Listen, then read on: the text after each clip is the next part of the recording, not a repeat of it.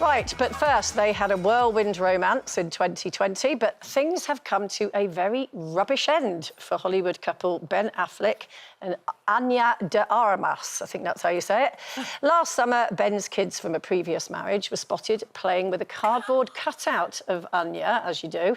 But earlier this week, with the romance reportedly over, that cutout was rather unceremoniously put out with the trash. So, should you always bin an ex's belongings? Now, who could I go to first on this one? Janet. Oh, stop it. Well, I actually have photographs of all my relationships and big, lovely photograph albums, and I treasure all of them. But there was one relationship which did come to an end rather dramatically when I thought, I've had enough. And the person in question was in another country working. So I rented a storage unit. I collected up all his belongings because he'd been with me several years. I put them in the storage unit. Make it sound like a lodger. He'd been with me for several years. He was a kind of lodger in my affections. And then his chips were, he was out with, he was out. He'd used up all his chips. So I drove his car to his mother's. I wrote her a note, I put it through a letterbox with the keys inside, and I said, I'm sorry, you can have him back. And then I called up his agent and said, meet him at the airport and tell him to go to his mum's. Brutal. Have you ever done that, Brenda? No, I've never done that, but I'm not really one for keeping photos and things like that, but I think, if they've gone, then out of sight, out of mind, and I just don't really want me personally, I don't need any memorabilia. What, nothing at all? No, you nothing. You must have had some nice times. Nope. No, it's just like erase. Not love letters?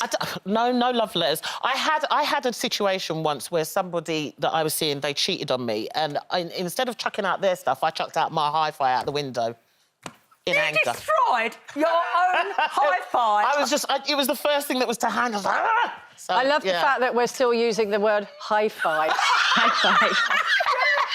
It's like ashes to ashes. We've got back. Do you play hot hits It shows on it? how long ago it was. Cole, what about you? No, well, I know with my first boyfriend who I was with for like 4 years and we lived together and all that, and the day that we split up, I just wanted him to take every single thing he owned out of the house, including the ironing board. So he was like, but you won't have an ironing board. I said, I don't want your ironing board. Just take it. I didn't want anything even ironing, because I was very young and very emotional. And I think every time I look at that ironing board, I'll think of him. So I want that out the house.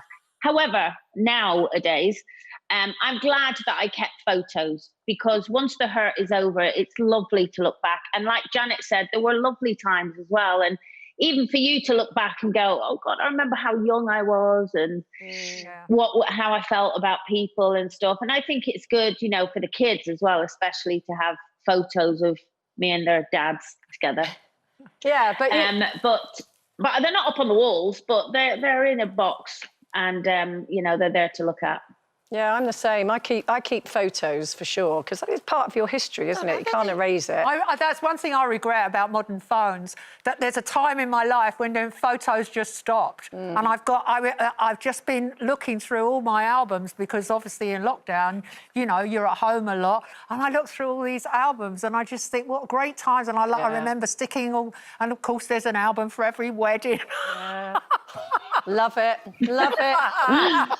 Well, are there any albums of photos of ex-boyfriends with uniforms? Because when it comes to love, are you holding out for a hero? Well, new research is out, which shows the outfits we most fantasise about a partner wearing.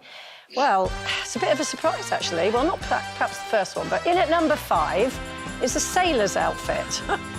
Followed by, yes, there's Coleen, a bin man's uniform at number 4. At number 3, we have a barman's outfit. Number 2, we have an accountant. And the number 1 outfit that people apparently fantasise most about is a road sweeper.